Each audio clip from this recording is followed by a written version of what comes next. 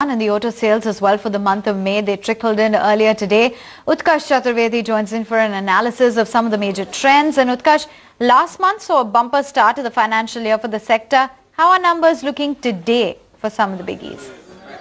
So Avan, if you do a month-on-month comparison, the numbers have dropped. But if you have to look at the fact that the last month was the first month of the financial year, and naturally if you see that month has always been good for the auto industry, given that a lot of increments and bonuses come, there's a lot of car bookings happen there. But if you look at a YOY basis on an average basis, let's start with Maruti. Now Maruti did somewhere around 1.36 lakhs. Now that is an average trend. Maruti has been clocking a rate of 1.3 and above from the last 5-6 months. So clearly it has maintained the trend here.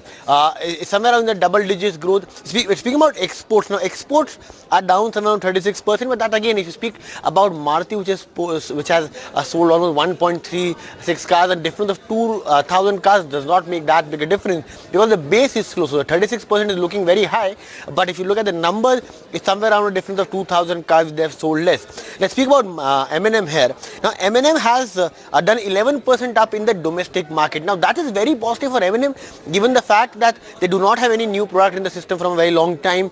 In fact, yesterday when the M&M conference happened, it was Pawan Goenka went ahead and said that they are not really happy with the way the new launches have taken place. So given that an 11% up on the domestic side, again a good sign. But if you see the exports again here going down, again as I said, it's a very small number. So 68% looks big, but the base is very small.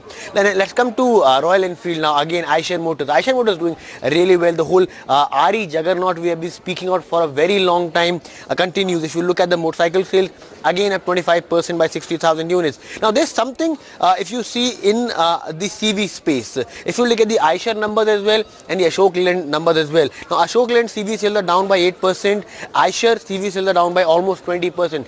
So clearly looks like that kind of pre-buying which happened in the BS3 transition is something which is still taking an effect on the commercial vehicle industry. We still have to wait for Tata Motors numbers to come in to really say that it is a trend across, but clearly the passenger vehicles holding their ground, RE juggernaut continues, and CV seeing a drop in sales.